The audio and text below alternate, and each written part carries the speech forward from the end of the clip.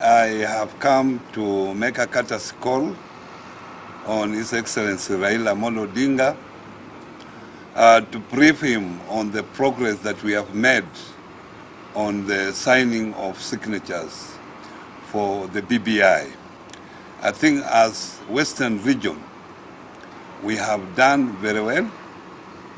We have managed to have over 600,000 people in the last 3 days signing to support BBI.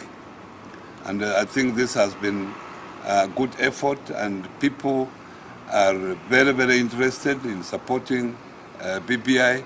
I hope by the time we come to the referendum, many people will turn out to vote for the BBI initiative.